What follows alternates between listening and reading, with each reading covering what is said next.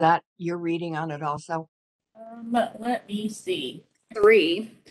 Pat's here. Hi, Pat. And Marie and you, Sandra. Marie F. I don't have Pat. Right. Oh, my screen. Yes, I do. He's right in the middle now on my screen. So we'd be looking for Adam, Bruce Burrow, Kim Martinez, or Tim Darst. And we just need one more. Mm-hmm. I feel like, was Bruce out of town?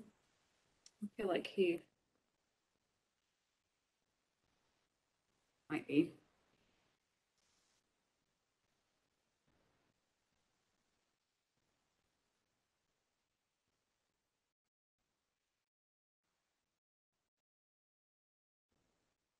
Okay, sorry, are we waiting for some people? We need one more for a quorum.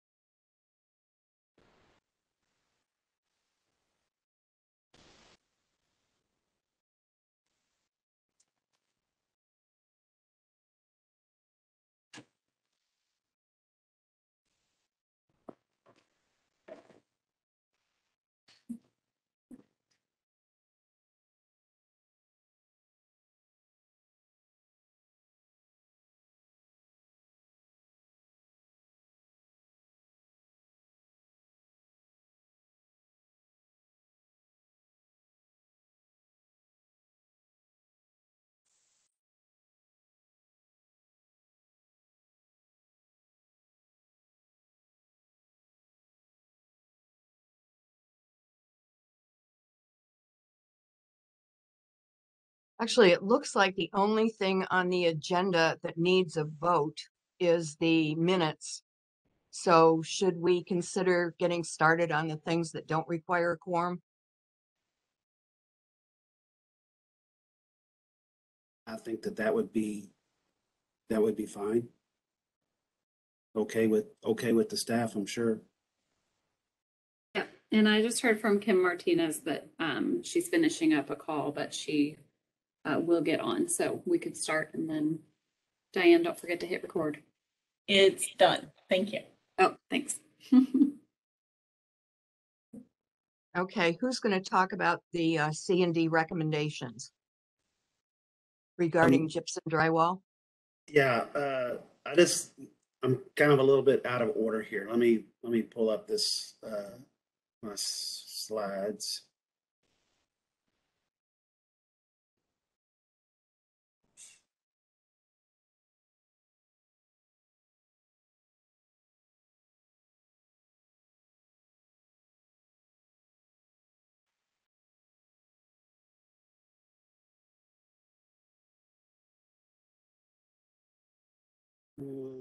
Hang on a second. I don't know what's going on.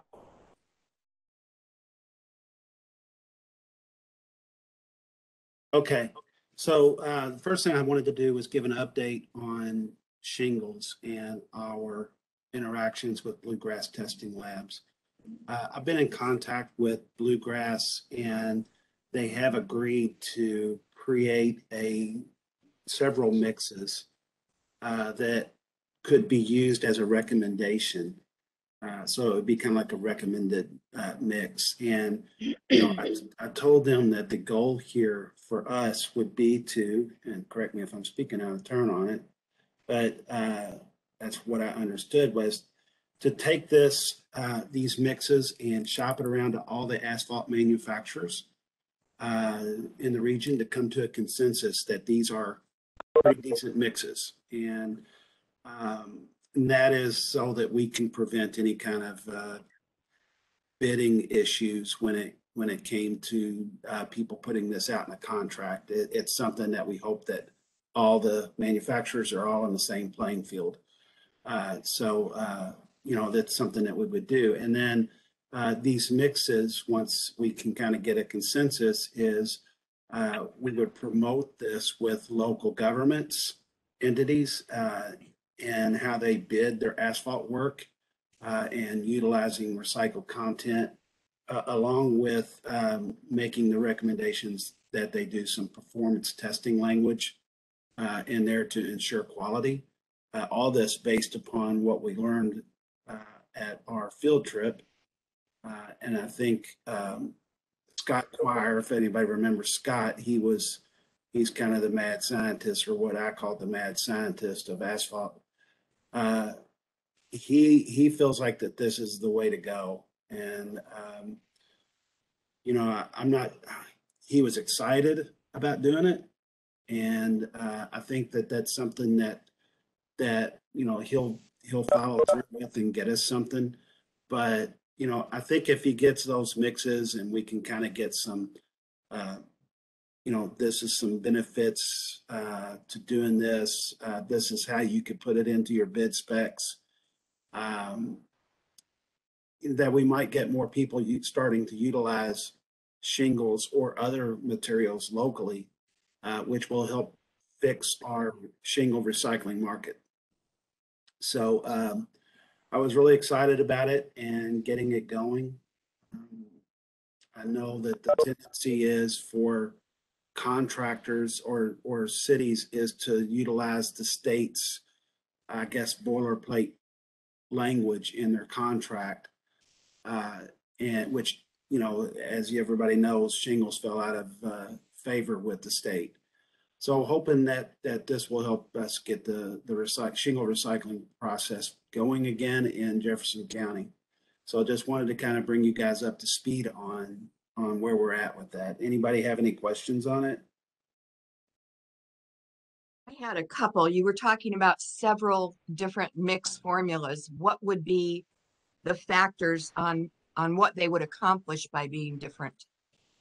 I think in my mind, it would be that if they can make a recommendation for like rubberized asphalt versus shingles versus the strands, maybe it can be a strength, or, you know, I'm going to let him kind of work on what he would recommend and those strengths and weaknesses. I know that with rubberized asphalt, and this is for people that haven't been part of the discussion, it's using used tires in the asphalt, and it's being tested around the community already. Louisville Metro's tested it for several years, but the time, it takes a long time to be able to test it, because you put two of the, you know, the normal pavement down, and then you put the rubberized asphalt down, and you see which one wears the longest. Well, they're almost positive, based upon what's happened in other places, that it lasts 20 to 25% longer, stays in better shape. It's much more quiet when cars go over it. So there's some benefits to that. So it might be more expensive, but that might be what certain communities are looking for, or in areas where noise is a sensitive issue. So that's the kind of thing that I'm looking for as far as some potential mixes and some benefits to those. My next question, thank you. My next question was, you're talking about shopping at a restaurant.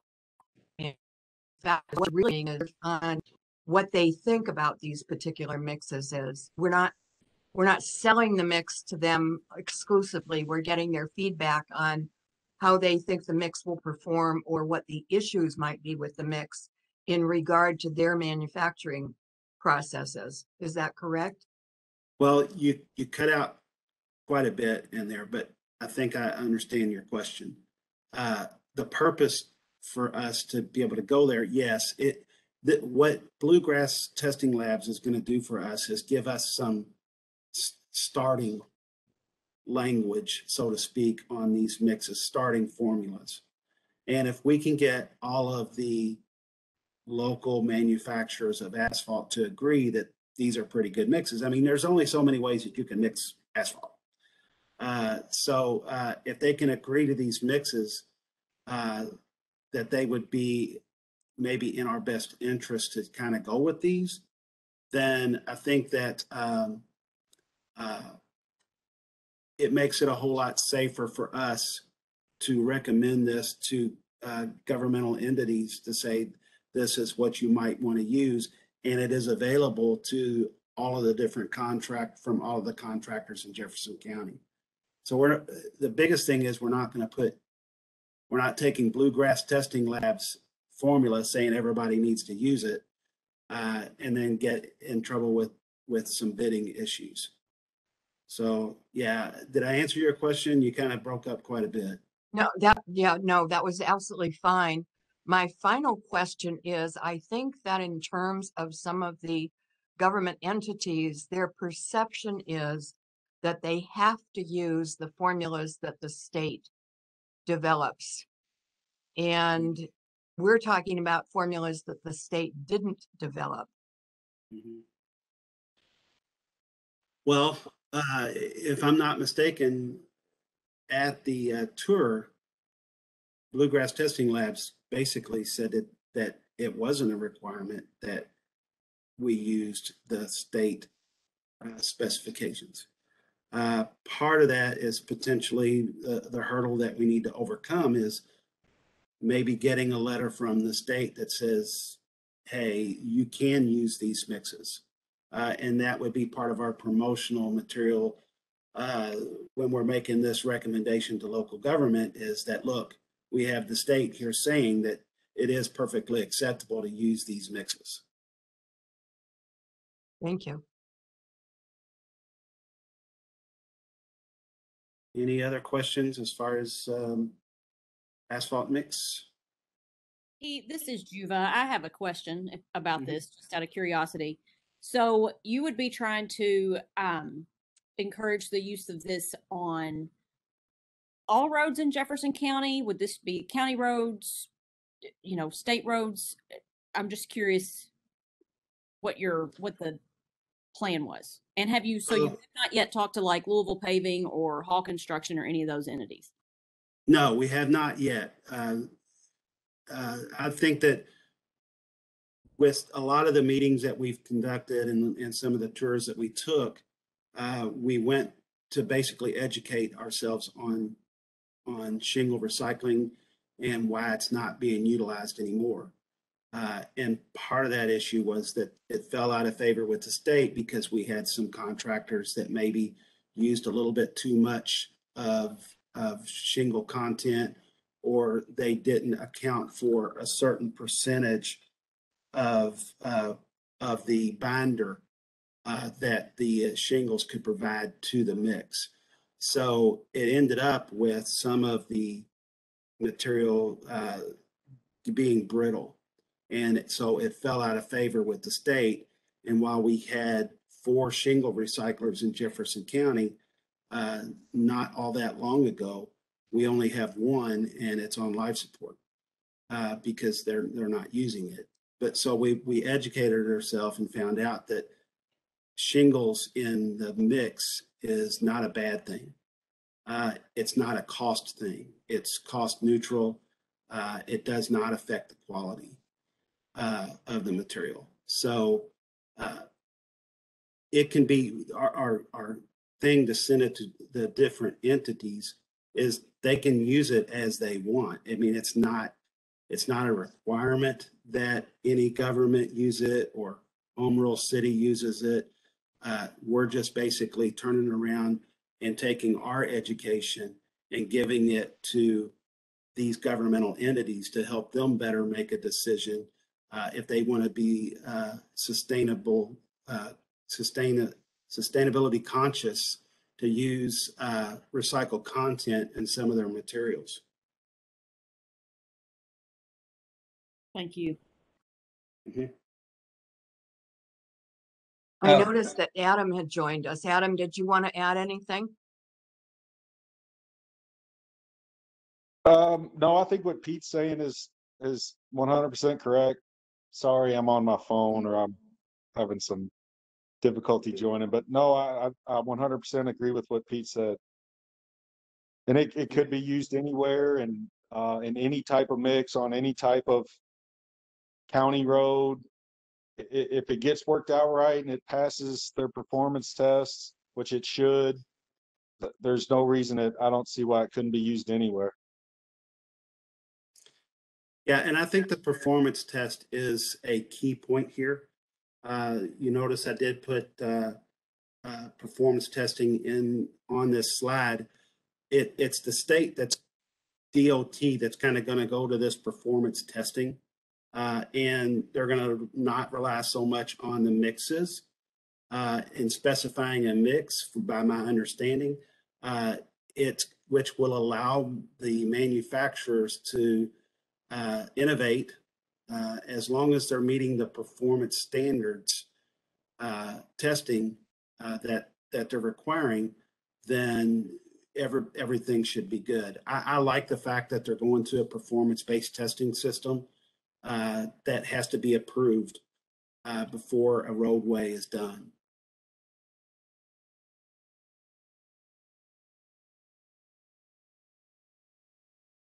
Anybody else? Thanks, Pete. Did you want to go on to the next one? Sure. Let's see. Gypsum drywall.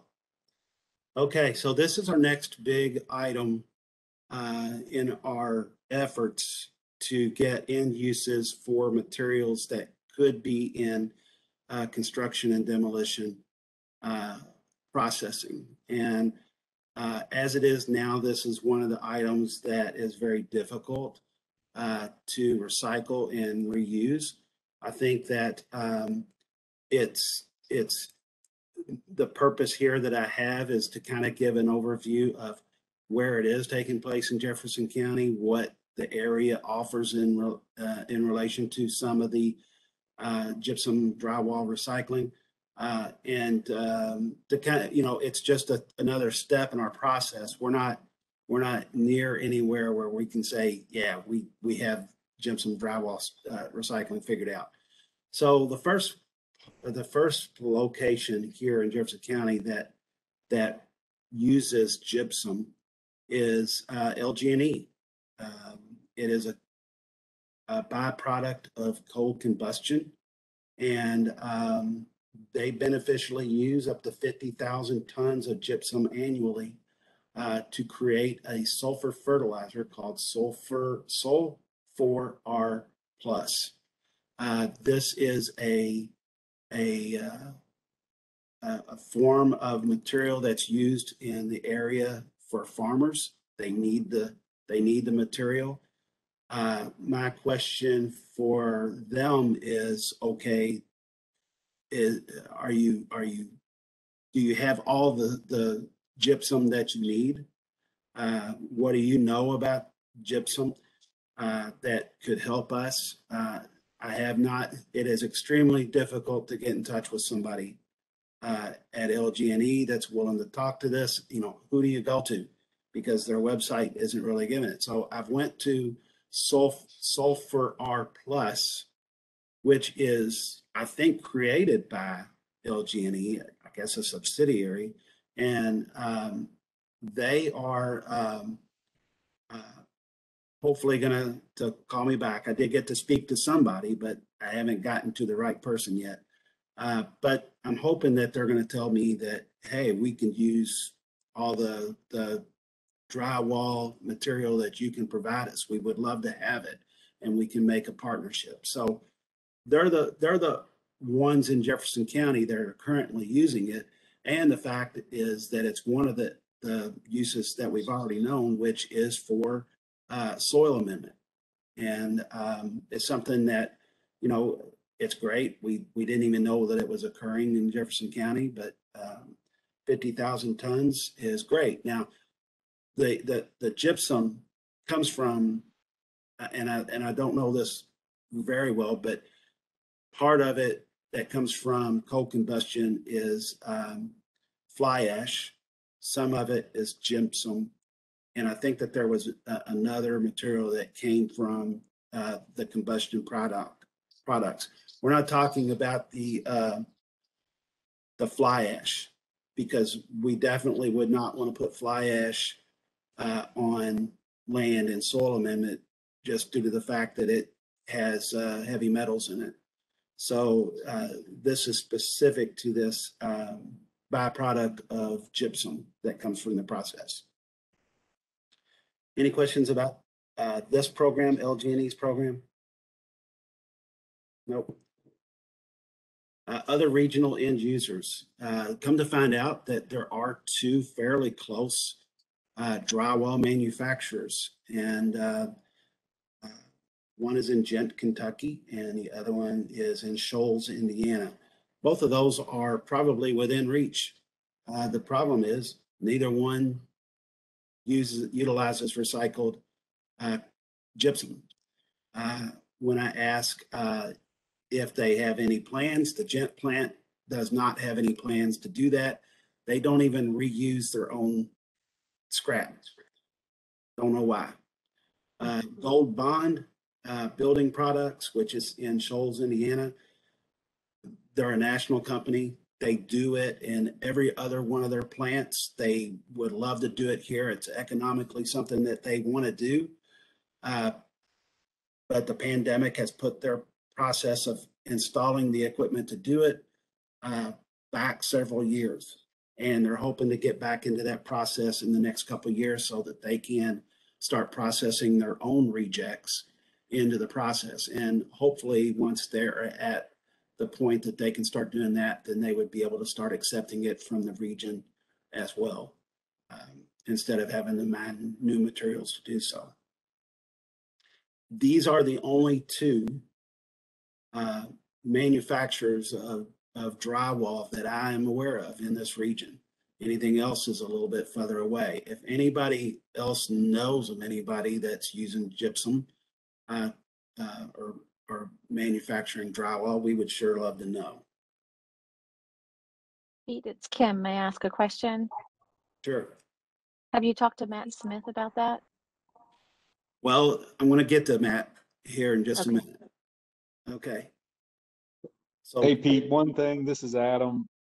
I'd say it is a bad sign that you have a manufacturer who can't even recycle their scrap or have trouble getting rid of their scrap. Because, I mean, that's the most primo, clean product you're going to get.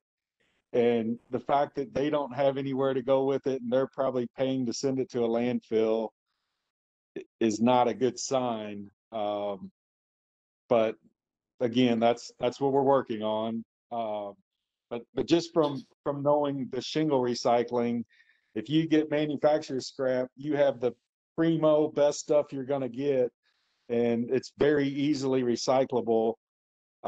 So I think the fact that they don't do anything with theirs is just not a good sign.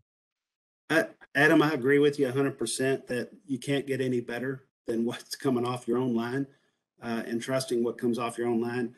I have no idea why the plant up the Certainteed gypsum isn't really interested in doing it. You know, I don't know. I don't know their operation though. Gold Bond Building Products, they do it nationally. This is one of their only plants that doesn't do it. It's just a matter of fact that they haven't been able to install the product. So I'm not ready to jump to the point to say that they don't want to do it or it's just not something that they're interested in, because nationally they are doing it at all of their other plants. And I think they got like 12 other plants throughout the United States. So I do think that it's, you know, I think that they're definitely somebody that we need to pay attention to and get their input as to what's good and what's bad about recycling gypsum back into regular drywall. You know, I don't know what I think you're right. It's not a great sign that it's not an automatic, but I do see them trending in that direction. So new local markets. And these are some of the things that, you know, is potentially out there. I've not been able to speak with CEMEX. Anybody that doesn't know who CEMEX is, if anybody recognizes the old Cosmos Cement Factory down on Dixie Highway towards West Point, They do a lot of concrete down there, and it's a big place. But what you'll notice is they have a conveyor that goes over Dixie Highway from the power generating plant of LG&E. So I suspect that they're getting a lot of gypsum directly from LG&E, except the fact that I think that they changed that station over to natural gas. So it might still be something of an interest to them. So I'll be trying to get with someone from CMEX to see if it's something that they would be interested in as an end user of the material if it was recovered. The next one is the land application. Gypsum provides a source of sulfur and calcium to crops. Can also be used to improve drainage and texture of clay soils. And the last one is compost. Can be separated, is often added to amendment of composting systems. And I think Matt Smith of Smith Creek, he is definitely interested in the drywall for his composting operations up there. Matt, I don't know, I don't see Matt here. Matt generates compost, mulch, animal bedding, just a number of things that he does up there. And it's definitely something that he's interested in getting into. The question is, how do we get into it? What is the equipment requirements? And, you know, if we do it, do we have an incoming stream? So it's kind of like a chicken and egg type of a thing. You have to have the material to invest in the material. If you can't invest in the material, if you don't have a commitment to generate the material. So how to recycle drywall. Pete, I got a quick question. Pete, Sure. got a quick question. Go back on your CMEX. We don't have to go back. CMEX, remember when we worked with them on the waste tires? I thought we had a lot of good contacts with the company from that. The main person that we worked with, and I cannot remember her name. Yeah, it's Shannon Graves, Pete. Shannon Graves. Who said that? Cards at one point. Yeah. Jim Mims. Okay.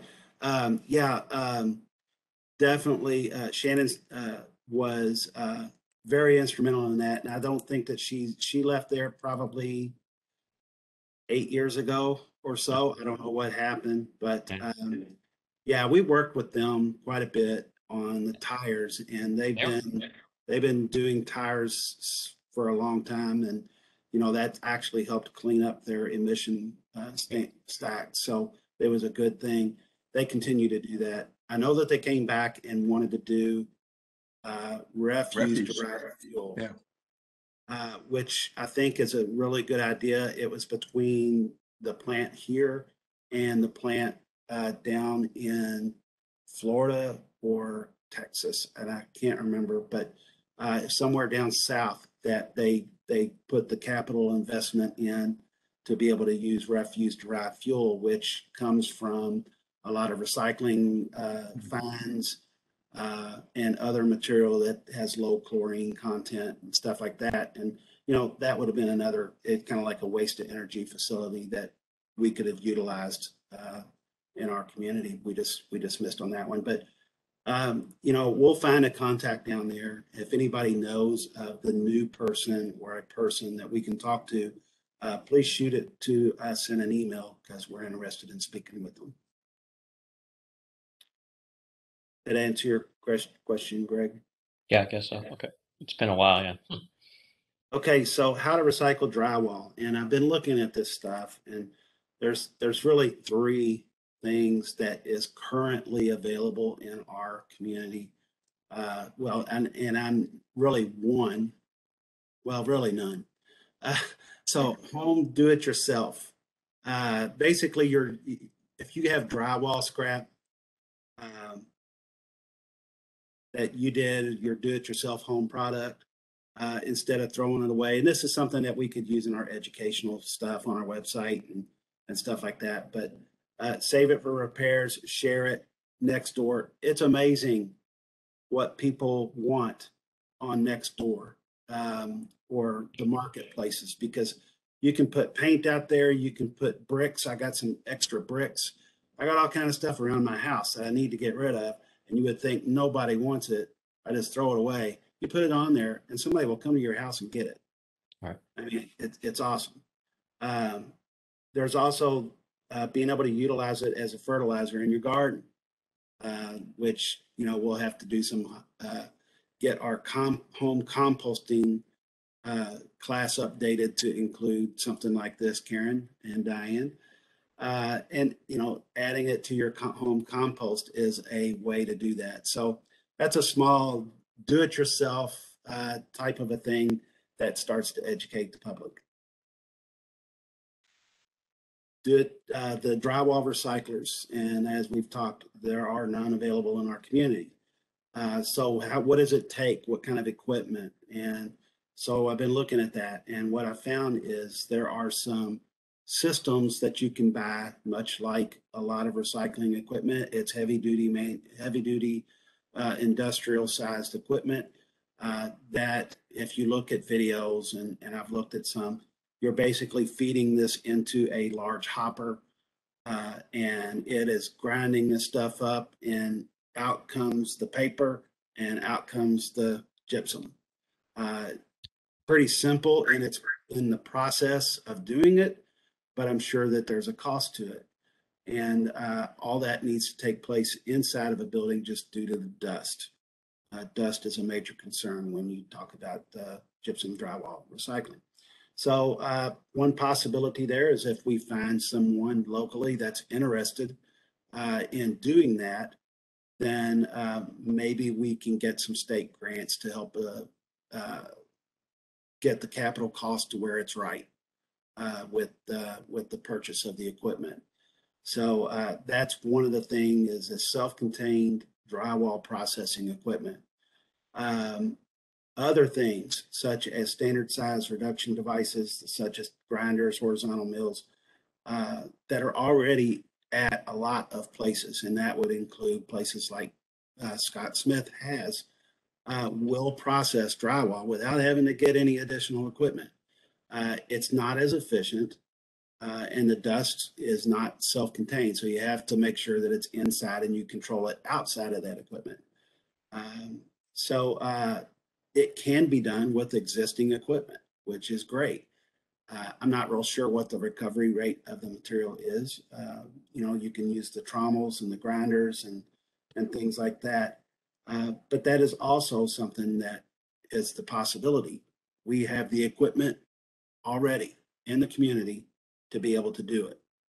So again, trying to get that end market, build that end market to make sure that we have a place for it to go, then a recycling facility that's able to process the material before we consider moving to any other things that we want to do.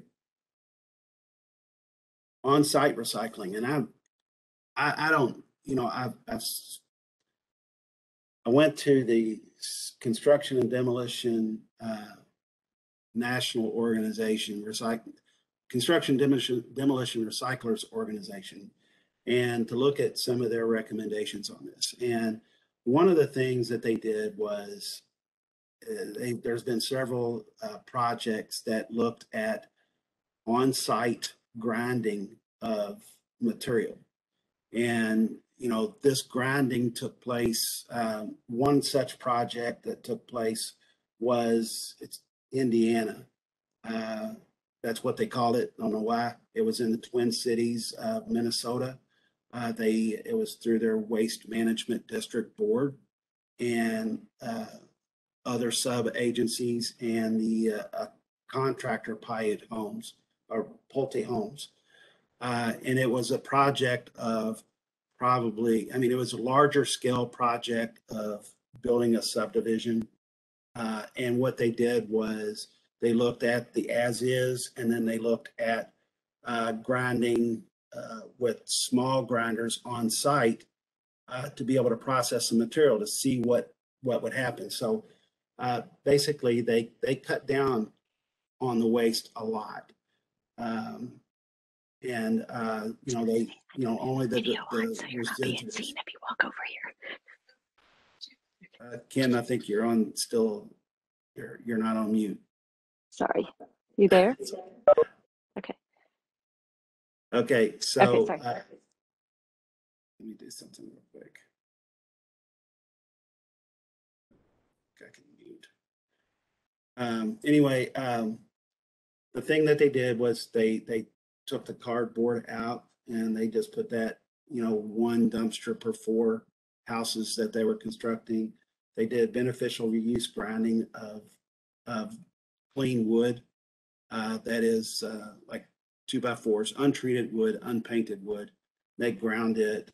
They ground brick and shingles, and I think where they used most of the brick and the shingles was in the road base of the driveways and stuff. So, everything was used on site. The other thing that they did was, I thought that they had done drywall, but maybe they didn't. Maybe this is a bad example, but I don't see it. So I'll go back and look at my examples again. But basically, when they used this project, and I can't remember how many homes it was, I think it was several hundred homes. What they found was the cost was comparative to what it was to landfill the material. And then they had, it was replacing other materials that they had to purchase. So they didn't come up with any recommendations. I think that it is specific to the area that you're in. I think that when I looked at it, their landfill prices were relatively low. In fact, I think they were lower than ours. But it's something that I think is of limited use, and maybe only in certain projects that you can do that. And you have to have the interested parties. You have a capital cost, and I don't know about it, but I brought it to the table as something that is out there, informational only. I don't know that maybe the committee has some thoughts on it. I don't know. So let's see. Does anybody have any questions about the drywall recyclers or the on-site recycling? Pete, it's Judah. I would say from the construction industry, I can tell you that there are no operators in the area now who have any familiarity with this or have any of this technology on hand or have ever used this before. And I would say that I'm sure there would be a cost to having the equipment and things like that before we make any big recommendations or say that we should look into that. I think all of that information should be presented. Like, what is the cost of the equipment? What would be the actual savings? What do they do with the material once it's recycled? Can they actually use it all? And what are the risks that they're taking when they do that? So any information like that would be important, I think. Well, I think that on the presentation, it's got the studies, 2 studies where they did this, and it does get into great detail about how they did it, what they did with the material. I think it's all there. I think that if the Waste District wanted to investigate it further, which I'm not sure that we do, maybe there is, a pilot project of sorts, that if we found a contractor that would be willing to partner to learn more about that and see if it's feasible in our area. I don't know, but there would never be, in my mind, a situation where we would say that we're going to do this without a huge amount of homework and working with stakeholders to make sure that it's something that would work. I put it here as just a topic that is something that goes on or they have studied in the past. So, Juva, I can forward you the sites, if you want to take a look at those studies. You know, That'd be great, Peter. You can send the if you didn't already, if it didn't come with the invite, the presentation. yeah, I can do that. Pete, this is Jim Mims. Real quick. First of all, I'm sort of like with Juve on this, is that it seems to me you're going to have to demonstrate that this makes sense. And from my perspective, this recycling on large projects like, 300 or 400 unit apartment communities may make sense as opposed to hauling it to the landfill. And that may be where a good pilot study for Louisville could occur. Is that if there was a willingness on the part of government to say, look, let's compare, this by setting up, tub grinders and so forth, where you could grind down the drywall is big, bulky. It takes up a lot of container space. It's heavy. And it's a problem.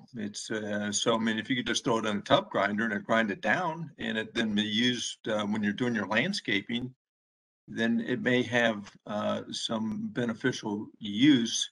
I don't think you can do it on individual homes though, unless there's a bunch of individual homes being built together in one area and where you have a common facility, but in an apartment community, maybe.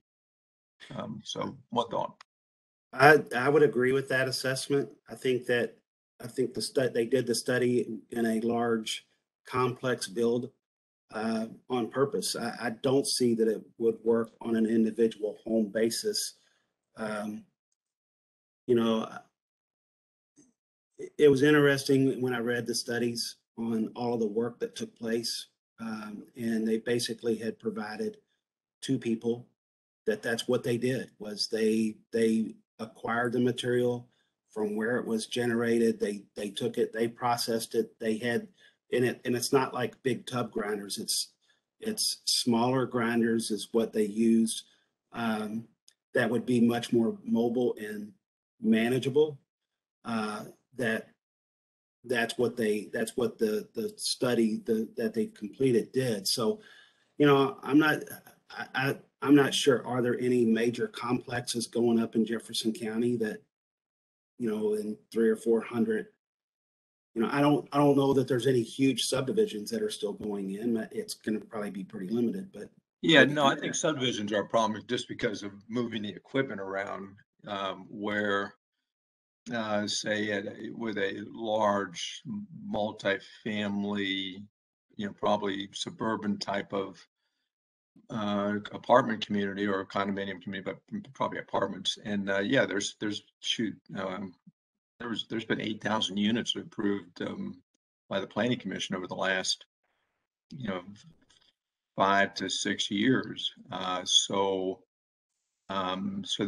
there are some projects that are either getting ready to start up or in kind of that planning phase. It may be worth taking a look, particularly if they can they get some government help to help them out with this experiment and see if it works. Yeah, if there's interest, honestly, I think that we would want to involve other organizations and stakeholders.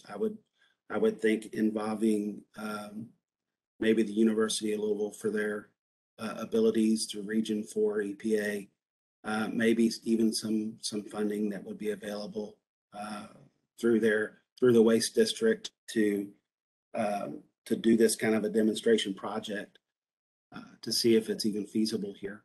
If there's an interest in that, I think it's something that we could pursue.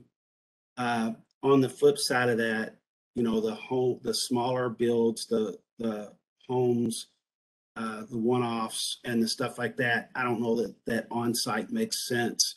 I think that's where you have your drywall or your C&D processing facility that could process the material and do this a whole lot more economically.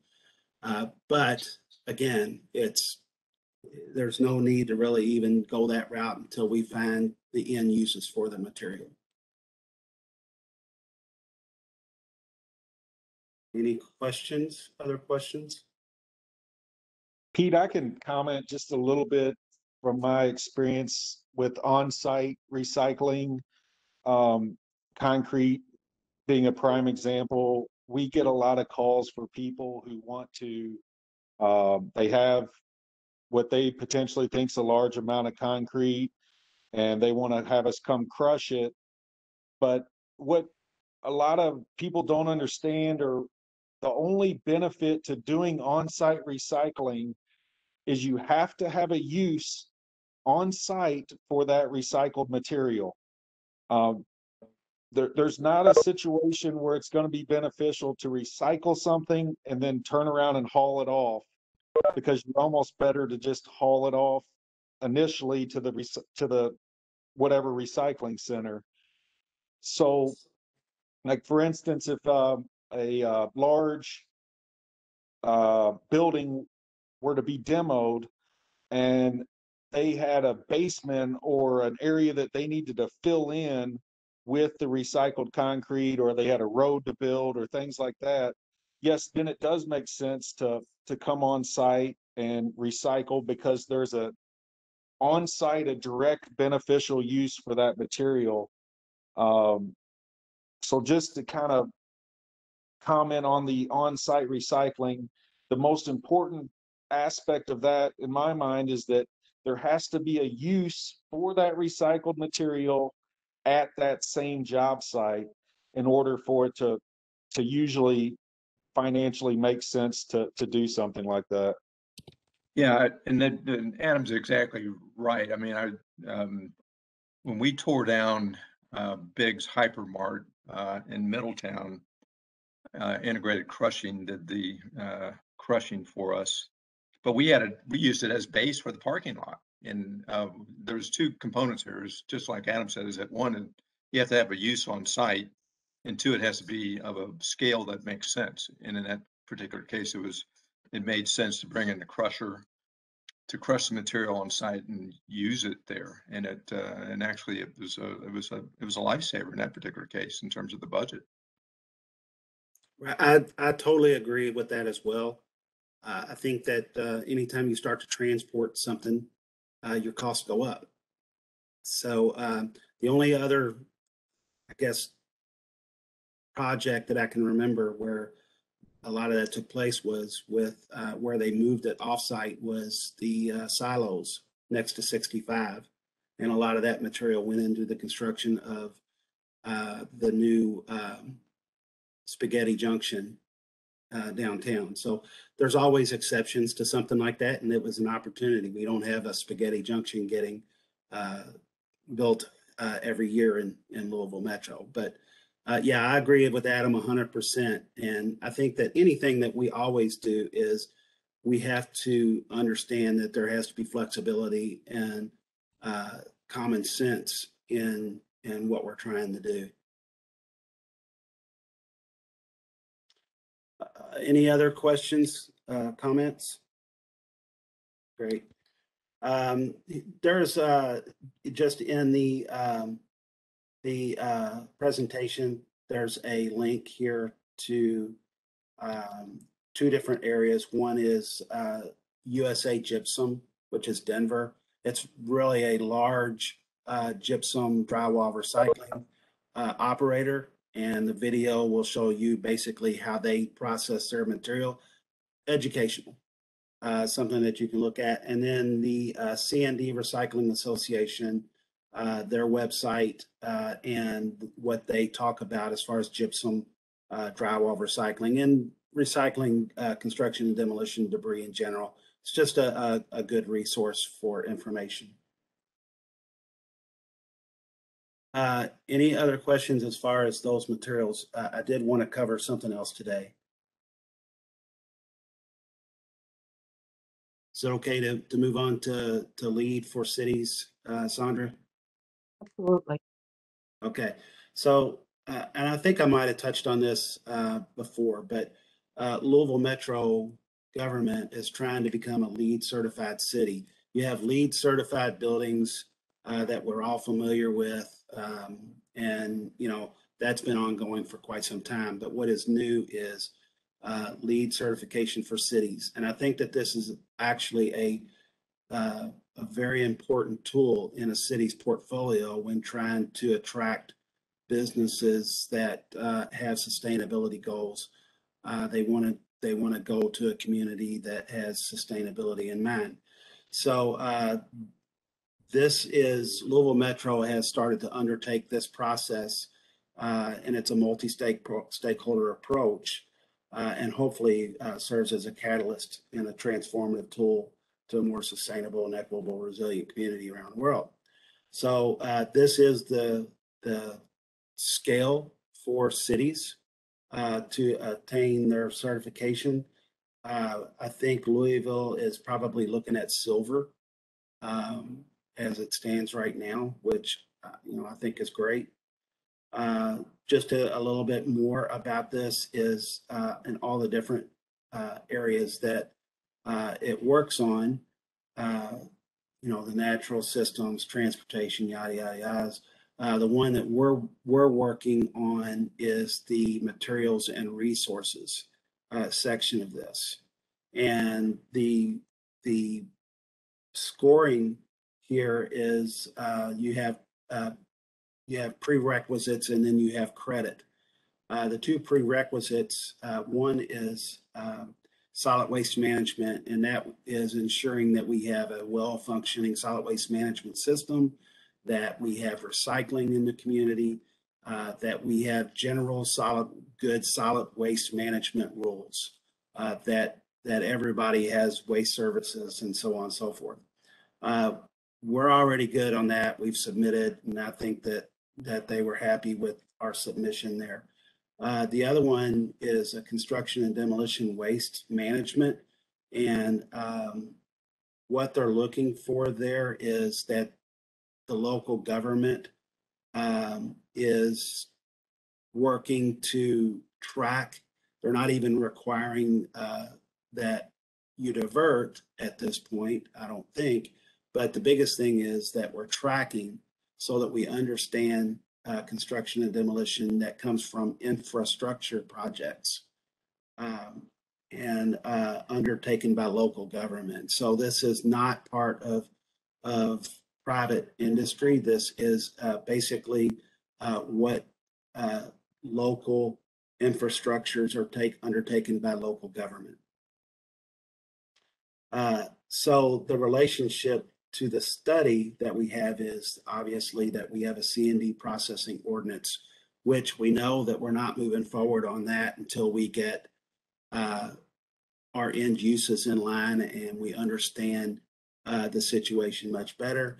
And we also have the reuse of materials in road construction, which we're working with the shingles and stuff like that. So this actually dovetails really nice with what they need with the LEED for Cities language. Divert a minimum of 35% of construction demolition waste from infrastructure works. So this would, you know, hopefully include the Department of Public Works. It would include the water company, Metropolitan Sewer District, and those other government agencies. And you know, we've often talked about you know, government can kind of lead the way in a lot of ways in developing the infrastructure for a project or a process. And, you know, this could be a way for us to slowly begin to attract C&D recyclers to town because Metro government would be trying to divert its material. So where are we at on this? Right now, we're working on a certification letter, and basically that would be a commitment. Can you hold on for just a second? I just want to put you on pause for just a second.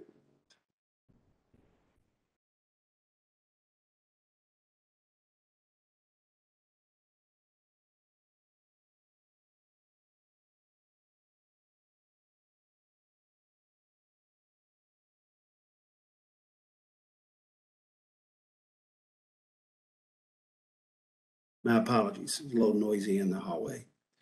So where we're at, we're working on a certification letter from Metro government that would address many of the things that Lead for Cities is wanting. They came back and asked us for this. So potential things that we're working on is a commitment from all of the different Metro government agencies that they'll work on the project. It's not doing anything as much as it is tracking things in the short term. Designing a program that they'll look into, designing a program to pre-verify C&D contractors for Metro government infrastructure projects. Updating contracts that would include waste tracking and diversion requirements. Establishing diversion thresholds in Metro infrastructure contracts. And that we would keep an eye on community scaling, something that could potentially be scaled up. And then the last thing is what the Waste District does already, which is tracking solid waste. We already track it through our Retrack Connect system. So that is something that the Waste District can be a part of as far as the tracking part of it. So this is a Metro government project. It's not necessarily a Waste District project, but I thought that it was important to make people aware because, you know, we have been talking about C&D material recycling for quite some time. And, you know, eventually down the road, I don't know, 2, 3, 4 years, we want to get to where we have an infrastructure in place to be able to do this and to do it economically and as efficiently and smartly as we can. So I think it's all, you know, the whole purpose of this is to ensure that we have taken care of our community in the future for disposal needs, because we know we won't have another landfill in our community. So with that being said, I can answer some questions with regards to this. Again, it's a Metro government project that I'm kind of in the periphery of. So if anybody has any questions. Awesome.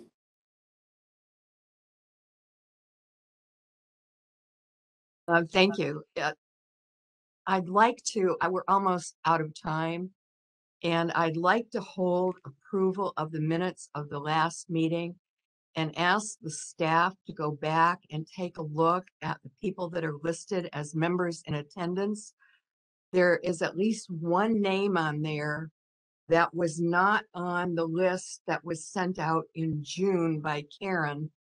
That person was on another committee. And then I'm wondering if we really picked up that person in lieu of somebody else who was at the meeting. So if we can hold the minutes for action at the next meeting, I'd appreciate it.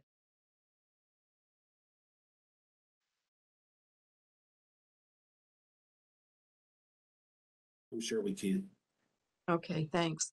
Then the only other thing is are there any comments from the people who are here watching the meeting?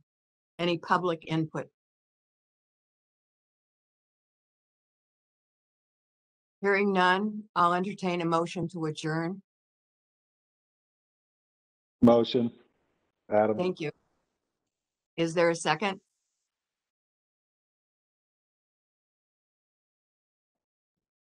Second, Thank you. And who was that? Pat. Thanks, Pat. We have a motion and a second. All those in favor? Aye. Aye. Opposed? Then we stand adjourned. Thank you all for coming.